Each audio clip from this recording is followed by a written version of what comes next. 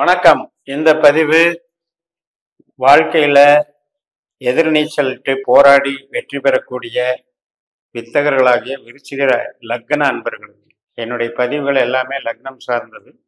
உங்களுடைய லக்னம் விருச்சிகமானால் கேதுவனுடைய சஞ்சார மாற்றத்தை பற்றி இந்த பதிவு. மார்ச் 6ஆம் தேதி கேது பகவான் சந்திரனுடைய சாரத்துக்கு போறார். ஹஸ்த நட்சத்திரத்துக்கு கன்னி ராசியில நம்முடைய லக்னத்துக்கு லாபஸ்தானத்துல போறார். நவம்பர் 13 வரைக்கும் இந்த சஞ்சாரத்துல கேது நமக்கு என்ன நன்மைகள் கொடுக்குறாருங்கிறத பார்ப்போம்.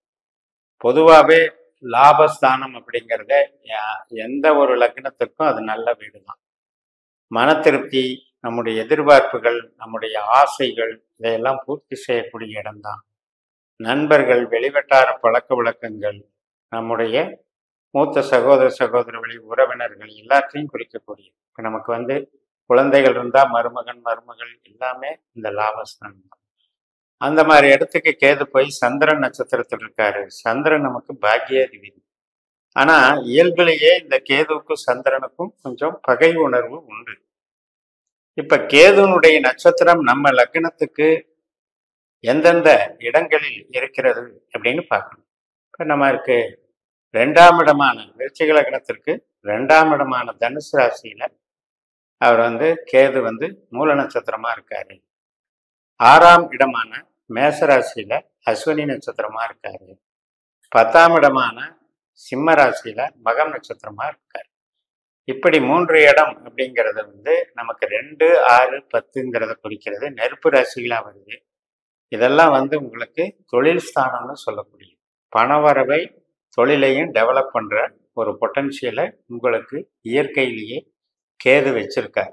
அப்படிப்பட்ட கேது நம்ம ஜனன ஜாதகத்துல கெடாமல் இருந்தாலும் நமக்கு தொழில் பலத்தை நல்லா பண்ணி கொடுப்பாரு. அதே நேரத்துல இந்த கோச்சாரத்துல பாத்தீங்கன்னா இப்ப லாபஸ்தானத்துல இருக்கிறது எந்த விதத்திலையும் பாதிப்பு இல்லை. இந்த அவருடைய ஆற்றலுக்கு எந்த விதத்திலையும் பாதிப்பு இல்லாத ஒரு இடமாக லாபஸ்தானம் அப்படின்னா அனைத்திலும் வெற்றி. அப்படின்னா என்ன அர்த்தம்? நீங்க எல்லாராலையும் பாராட்டப்படுவீங்க. எல்லாரும் உங்களை மகிழ்ச்சியா பார்ப்பாங்க. உங்களை நல்லவராகவும் பார்ப்பாங்க.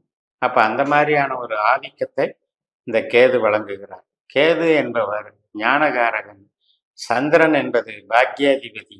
அதனால கோவில், ஆன்மீக சார்ந்த உபாசனைகள், ஆன்மீகம் சார்ந்த ஈடுபாடுகள், ஆன்மீகம் சார்ந்த தொழில்கள், இது சார்ந்த ஸ்பிரிச்சுவல் நடவடிக்கைகளுக்கும் நல்லா இருக்கும். உங்களுடைய ஒரு எக்ஸசைஸ் மாதிரி மாற்றி பண்ணிக்கலாம். ஸ்பிரிச்சுவலாக புதுசாக ஏதாவது கற்றுக்கிட்டு அதிலிருந்து நம்ம ஒரு நன்மைக்காக சில தேடுதல் பயிற்சிகளை செய்யலாம். அதனாலையும் நல்லா இருக்கும். உங்களுக்கு இப்போ ஒரு இடமாற்றம் பண்ணணுமா அப்படின்னு பார்க்கணும். இடமாற்றம் பண்ணுறதுக்கு சாதகமாக தான். ஒரு இடம் விற்கிறதுக்கும் இடமாற்றம் பண்ணுறதுக்கும் சாதகமாக இருக்குது. அக்ரிமெண்ட் போடுறதுக்கு சாதகமாக இருக்குது. விசா ப்ரொசீஜர், டாக்குமெண்ட் சம்மந்தப்பட்டது எல்லாத்துக்குமே சாதகமாக இருக்கு. அதே நேரத்தில் நம்ம சொந்தமாக வீடு, வாகனம் இந்த ரெண்டுக்குமே கொஞ்சம் நெகட்டிவாக வேலை செய்யும். அதனால் இது ஏற்கனவே வாங்கி இருக்கிறதுக்கு பிரச்சனை இல்லை. இப்போ இந்த சந்திரனுடைய நட்சத்திரத்தில் கேது போயிட்டு இருக்கும்போது அதில் போய் நம்ம தலையிட்டோம் அப்படின்னா ஒரு சொத்து வாங்குறதுல நிறைய பேருக்கு வில்லங்க சொத்து வாங்கிக்கிறாங்க இல்லையா? வாங்கிட்டு அவஸ்தைப்படுறது, அதன் மூலம் துன்பங்களை அனுபவிக்கிறது. ஸோ இது மாதிரி விஷயங்கள்ல நம்ம கவனம் செலுத்தணும். அதனால இடம், சொத்து சேர்க்கை, வாகனம் இதெல்லாம் கொஞ்சம் கவனமா இருக்கணும். தாயாருடைய உடல் நலமும் கொஞ்சம் உபாதைகளை கொடுக்குங்கிறத ஞாபகம் வச்சுக்கணும். சொந்த பந்தங்கள்ல புறம் பேசுவாங்க, நம்மளை பத்தி தேவையில்லாத வதந்திகள் பேசுவாங்க. பட் பேசினாலும் முகத்துக்கு நேராக பேச மாட்டாங்க.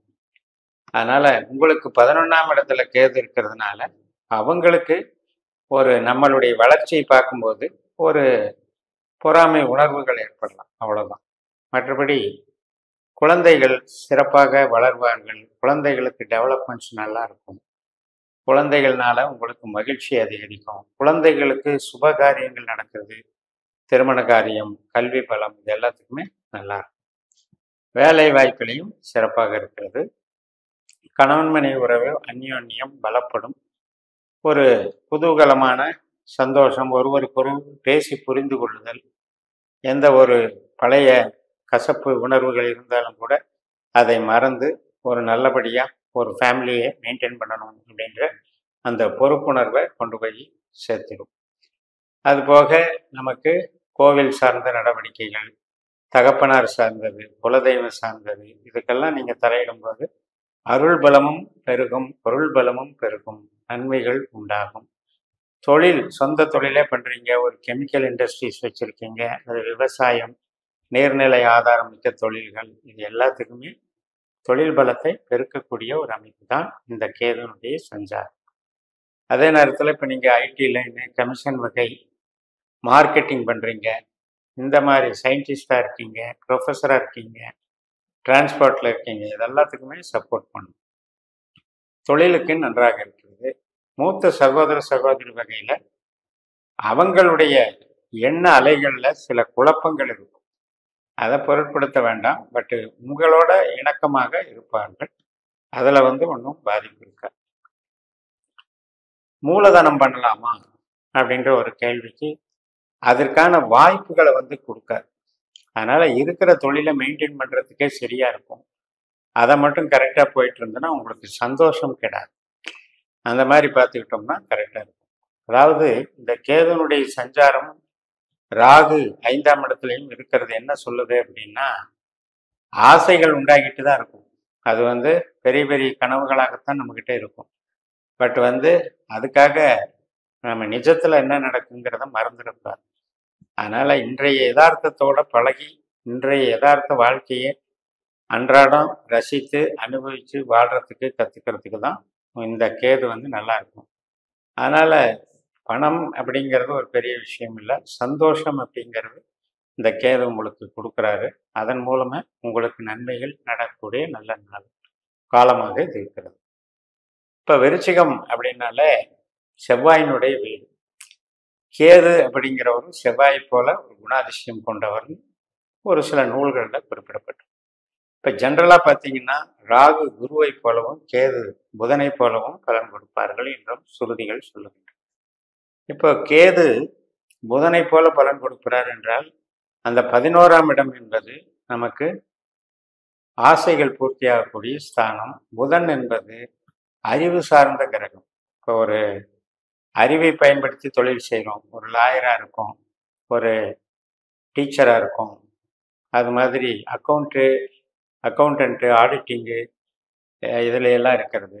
ஸோ இந்த மாதிரி விஷயங்களுக்கெல்லாம் ஒரு புகழை கொடுக்கக்கூடிய அமைப்பு தான் இந்த கேதுவும் அந்த அமர்ந்திருக்கிற வீடும் அது அமர்ந்திருக்கிற நட்சத்திரமும் நமக்கு நல்ல பலனை தருகிறது. இதெல்லாம் போக நம்ம ஜனன ஜாதகத்தை கணிச்சு பார்த்து 12 பாவ அதிகாரிகளை உபநட்சத்திரங்களாக கண்டுபிடிச்சி இன்னும் துல்லியமாக பலன் பார்க்குற முறையில் அடாப்ட் பண்ணி ஜோதிடத்தை பயன்படுத்துங்கள் என்று கூறி நிறைவு செய்கிறேன்.